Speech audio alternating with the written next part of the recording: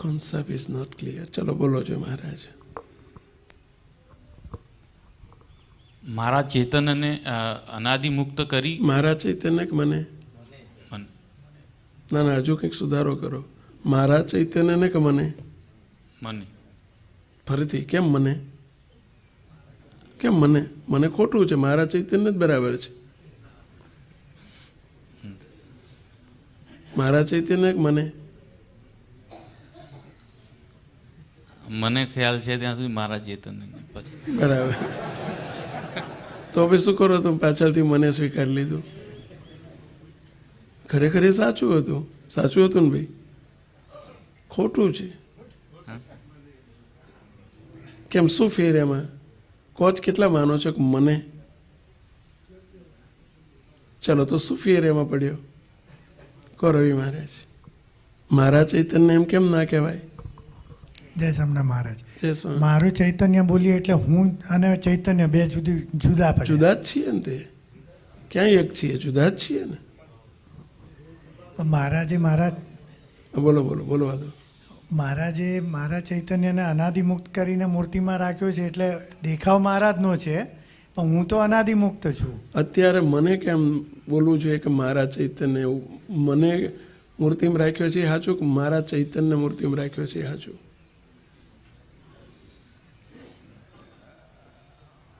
Concept જો અહીંયા આપણે લોચો વાગ્યા છે ત્યાં સુધી કોન્સેપ્ટની ક્લેરિટી નથી. બાજુમાં આપો. જય સ્વામી મહારાજ. જય સ્વામી. આ દેહને પુરુષોત્તમ રૂપ નથી કે દેહને પુરુષોત્તમ નથી કર્યો, આપણે ચૈતન્યને પુરુષોત્તમ રૂપ કર્યો છે. એટલે મને નહીં પણ મારા ચૈતન્યને અનાદિમુક્ત કર્યો છે. એવું જ બોલ્યા. એવું જ બોલ્યા. એટલે મને ના આવે દયાળુ, મારા ચૈતન્યને આવે. બરાબર, તો એ સાચું ને બોલ્યા? એવું જ બોલ્યા. એ સાચું. ખોટું છે. એ ખોટું છે. કેમ ખોટું છે એવો પ્રશ્ન પૂછું છું. તમે કહેશો ગુરુદેવ બાપજી આવું કહેતા કે મારા ચૈતન્ય અનાદિમુક્ત કરીને મૂર્તિના સુખો, તો 1000 વખત આવું બોલાયું છે અને હવે કહીએ છીએ કે ખોટું છે. કેમ? તો બાપજીએ બોલાવ્યું એ ખોટું? એ વખતની પ્રાથમિક ભૂમિકાએ એવું કહેવું જરૂરી હતું એટલે કીધું. મહારાજને પ્રાથમિક ભૂમિકાએ કહેવું જરૂરી હતું કે પૂર્વે થઈ ગયેલા અવતારનું ધ્યાન કરવું. પણ એ જ મહારાજે પાછું બદલ્યું કે ના બદલ્યું કે મારા સિવાય કોઈનું ના કરવું? એ પ્રાથમિક ભૂમિકા હતી, આ વાસ્તવિકતા છે. એમ ગુરુદેવ બાપજીને પણ એ વખતે પ્રાથમિક ભૂમિકાએ કહેવું પડ્યું છે. કેમ? એ વખતે દેહના આત્માની વ્યક્તિની સ્પર્શતા હજુ શરૂ થઈ નહોતી. અત્યારે બાપજી જ કહે છે કે આ ખોટું છે. બોલો, વિશ્વાસ આવે છે?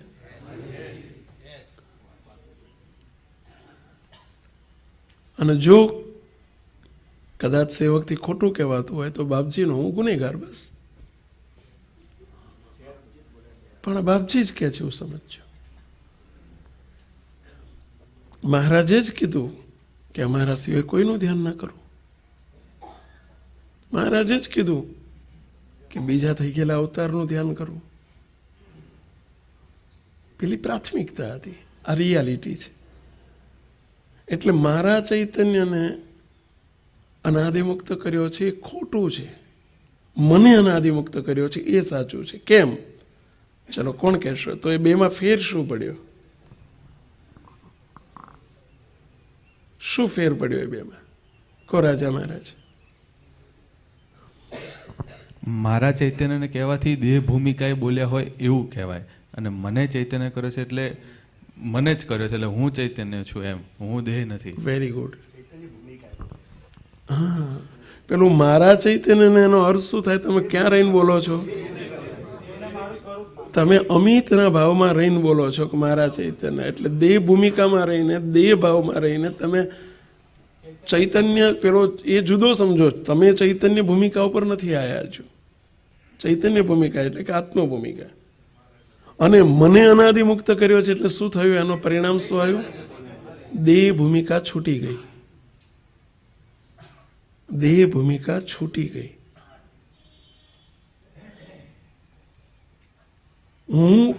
નું સ્વરૂપ સમજાઈ ગયું કહેવાય. હું કોણ છું એનું સ્વરૂપ સમજાઈ ગયું. પહેલાં ના સમજાયું કહેવાય. પહેલામાં હજુ હું અમિત જ છું અને ચૈતન્યને મારા ચૈતન્ય અનાદિમુક્ત કર્યો છે. બાકી હું તો અમિત જ છું. સમજાય છે થોડું? જે તદ્દન ખોટું છે. અમિત ભાવમાં રહીને આપણે ઓલ્યાને મારા ચૈતન્ય એટલે એને કર્યો છે. હું તો અમિત જ છું ને અમિત જ રહેવાનો છું. હા, પણ નહીં, આપણી ઓરિજિનાલિટી શું છે? અમિત કે ચૈતન્ય? પ્રાથમિક ભૂમિકા આપણી ઓરિજિનાલિટી કઈ છે? ચૈતન્ય. આત્મ ભૂમિકા છે. આપણે આત્મા છીએ, દેહ નથી. અને આત્મ ભૂમિકા ઉપર રહીને આપણે કન્વર્ઝનનો ખ્યાલ રાખવાનો છે કે હું અનાદિમુક્ત જ છું. મારા ચૈતન્ય અનાદિમુક્ત કર્યો છે એમ નહીં, મને ચૈતન્ય ભૂમિકાએ રહેવાનું છે. આપણે દેહ તો છૂટી ગયો તો જ ભૂમિકા બદલાશે ને. જો મારા ચૈતન્ય અનાદિમુક્ત કર્યો છે એવું બોલીએ તો એ જ દેહ ભૂમિકા, એ જ દેહ દ્રષ્ટિ, એ જ દેહ દ્રષ્ટિ એ છોડવાની છે. હવે મને અનાદિમુક્ત કર્યો છે તો એ વખતે કેમ ગુરુદેવ બાપજીએ આવું ના કહ્યું? તમને પ્રશ્ન છે, તમે બાપજી કરતા અધિક? તમે સમજો શું તમારા મનમાં? ઘણા રાજ ચડતી હશે આ શબ્દ સાંભળે કે તમે બાપજી કરતા અધિક. બાપજી કીધું એ ખોટું તમે કરવા જાઓ છો. What do you mean?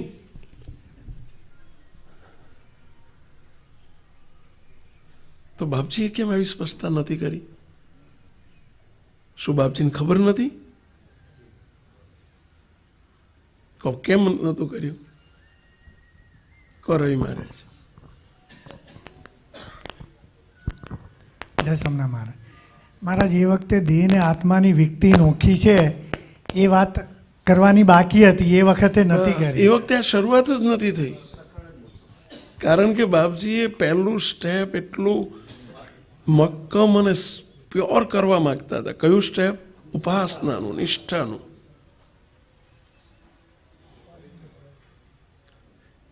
યુગ પુરુષના દરેક યુગના દરેક કાર્ય ફિક્સ હોય છે.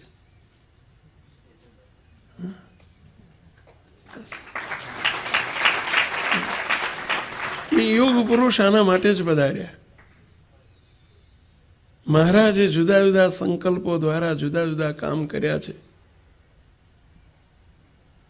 આ યુગ પુરુષ દિવ્ય ગુરુદેવ ગૌરવ મુજબ બાપજી આ એક એવું સ્ટેપ જબરજસ્ત આખું સંપ્રદાયનું ક્રાંતિકારી સ્ટેપ. શુદ્ધ મંદિરો, શુદ્ધ ઘરો, શુદ્ધ શાસ્ત્રો, શુદ્ધ ઉપાસના સમજાવ, શુદ્ધ વક્તાઓ, શુદ્ધ શ્રોતાઓ એ પ્રગટાવવા માટે જ આ દિવ્ય પુરુષનું પ્રાગટ્ય હતું. અને છતાંય એનો અર્થ એવો નહોતો કે અનાદિમુક્તની સ્થિતિ એનો પાઠ એમણે નથી ભણાવ્યો. પાઠ ભણાયા છે, પરંતુ એટલી ક્લેરિફિકેશન આ બધું નહોતું એટલે એ વખતે બાકી આ જ પાઠ ભણાયો છે. અનાદિમુક્ત કરીને મૂર્તિના સુખમાં રાખ્યો છે, રાખ્યો છે, રાખ્યો છે.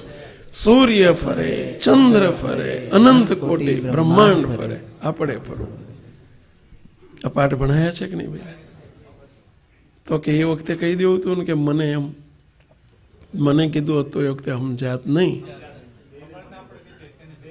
હા, એટલે કોને સમજાત? આપણે દેહને જ. અને આ જ પ્રશ્ન આવે કે અહીંયા જ ભગવાન આવી ગયા. આ દેહ જ ભગવાન છે, દેહ જ અનાદિમુક્ત છે. એવું ન સમજી જાય એટલે છૂટું પાડ્યું, પરંતુ આ ક્લેરિફિકેશન બાકી રાખ્યું હતું. મને કાનમાં ચાનો મંત્ર ફૂંક્યો હતો કે તું આ જ કરજે.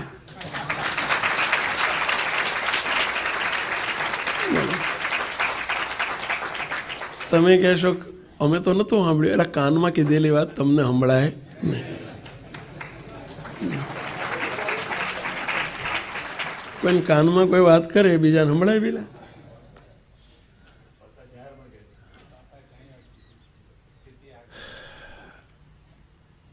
મુક્ત એટલે ટૂંકમાં મને અનાદિમુક્ત કર્યું. મારા ચૈતન્ય શબ્દ રોંગ છે, કારણ કે એમાં ભૂમિકા આખી દેહ ભૂમિકા રહે છે. સમજાય છે થોડું પહેલા?